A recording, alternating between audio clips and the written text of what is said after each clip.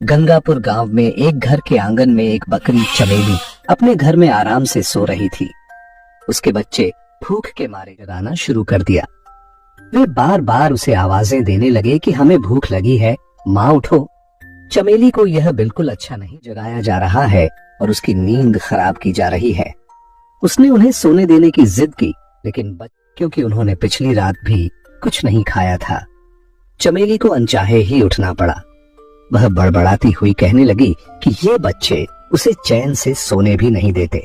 जब उसने बच्चा खाना कहाँ गया तो बच्चों ने जवाब दिया कि वे खा चुके हैं। यह सुनकर चमेली को गुस्सा आया और कहने लगी कि तुम्हारे पेट तो जैसे कुएं हैं, जितना लाती हूँ सब खा जाते हो। आखिरकार चमेली मजबूर होकर खेत में खाने की तलाश में निकल पड़ी। वह सोचती जा रही थी कि इन बच्चों ने तो नाक में दम कर रखा है, इन्हें क्या पता कि खाना लाने में कितनी मेहनत लगती है। चमेली एक कामचोर और सुस्त बकरी थी। उसे दिन भर सिर्फ सोना पसंद था। पिछली बार जैसे तैसे जंगल से खाना मिल गया, जानवर उसे कुछ देने को तैयार नहीं थे। वह सोचने लगी कि अब खाना कहाँ से लाए। इतने में उसे दूर एक बड़ा सा बाग नजर आया जिसमें बहुत सारे फलों के पेड़ थे। वह खुश हो गई और सोचने लगी कि चलो यहीं से कुछ फल ले लेती हूँ। जैसे ही वह फल तोड़ने के लिए आगे बढ़ी, एक बैल ने उसे रोक लिया। बैल ने उसे बताया कि ये फल खैरात में नहीं मिलते और अगर फल चाहिए तो कीमत देनी पड़ेगी। चमेली के पास पैसे नहीं थे। उसने बैल से रहम की अपील की और अपनी हालत बताई। बैल को उस पर तरस आया और उसने शर्त रखी कि अगर चमेली रोज बाग में पानी दे और रखवाली करे तो वह उसे रोज खाना दे सकता है। दिया मगर वहां से चली गई। आगे जाकर उसके पैर चलते चलते दुखने लगे। वह थक चुकी थी और कहने लगी कि थोड़े से खाने के लिए। इतने में उसे दूर एक इंसान का घर नजर आया जहां दो बकरियां आंगन में खड़ी घास खा रही थीं। चमेली ने सोचा कि ये मेरी ही जात की बकरियां होंगी, ये जरूर कुछ खाने को देंगी। वह उनके पास पहुंची, मगर वहां भी उसे साफ जवाब मिला कि यहाँ मुफ्त में खाना नहीं मिलता। इन बकरियों को रोज मालिक को दूध देना पड़ता था, तब जाकर खाना मिलता है। इतने में घर का मालिक आया जिसका नाम हरिया था। उसने चमेली से पूछा कि वह कहाँ से आई है। चमेली ने बताया कि उसके बच्चे भूखे हैं, उसे खाने की जरूरत है। हरिया ने भी शर्त रखी कि अगर वह दूध दे तो रोज अच्छा खाना देगा, मगर चमेली ने इनकार कर दिया और वहां से भी चलती बनी।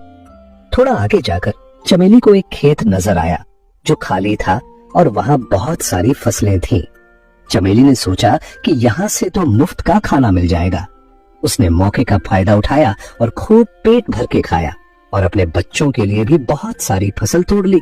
खाने के बाद वह एक पेड़ के नीचे सो गई। कुछ देर बाद खेत का मालिक चमन आया। उसने देखा कि उसकी फसल किसी ने तोड़ी है।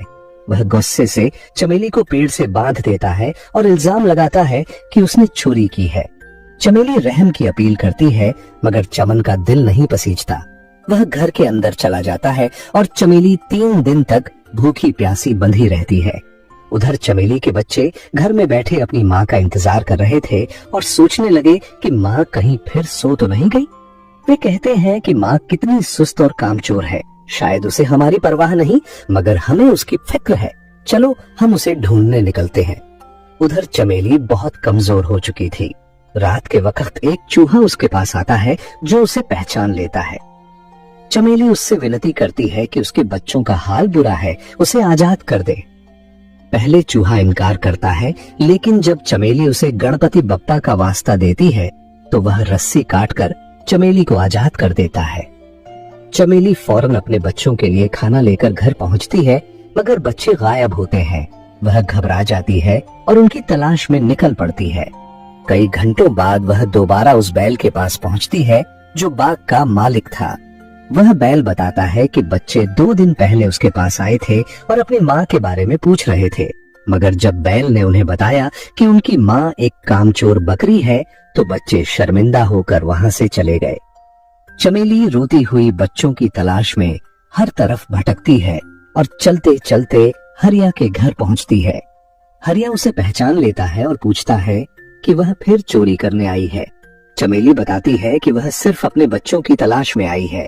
हरिया बताता है कि वे तीनों बच्चे उसके पास भूखे प्यासे आए थे और उसने उन्हें खाना खिलाकर रुखसत किया। वह बताता है कि खाने के बाद वे अपनी माँ की तलाश में निकले, मगर एक शेर ने उन्हें पकड़ लिया। यह सुनकर चमेली के होश उड़ जाते हैं और वह फूट फूट कर रोने लगती है। उसे एहसास होता है कि बच्चों की मौत की जिम्मेदार वह खुद है, क्योंकि उसने काम न किया, सिर्फ आराम को तरजीह दी। अगर वह उस दिन बैल की बात मानकर काम कर लेती या हरिया की शर्त मान लेती तो उसके बच्चे आज जिंदा होते। वह गमगीन होकर चमन के खेत में वापस जाती है और उससे कहती है कि वह उसे दोबारा पेड़ से बांध दे, क्योंकि वह अब जीना नहीं चाहती।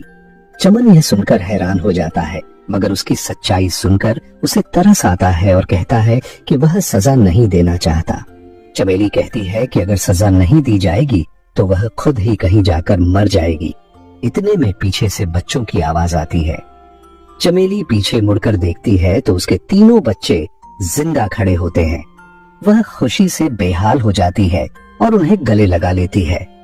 बच्चों को बचाने वाला चूहा बताता है कि जब उसे पता चला कि बच्चों को शेर ने घेर लिया है तो वह फौरन पहुंचा और शेर को डराकर बच्चों को बचा लाया। चमेली हरिया से कहती है कि वह अब हमेशा उसके खेत में मेहनत करके अपने बच्चों के साथ रहना चाहती है। हरिया कहता है कि अब उसे यकीन हो गया है कि मेहनत करने वाला कभी भूखा नहीं मरता। चमेली के बच्चे भी खुश होते हैं कि उनकी माँ को अब मेहनत की कीमत समझ आ गई है। उस दिन के बाद से चमेली और उसके बच्चे हरिया के खेत में मेहनत से काम करते हैं और खुशी खुशी अपनी जिंदगी गुजारने लगते हैं।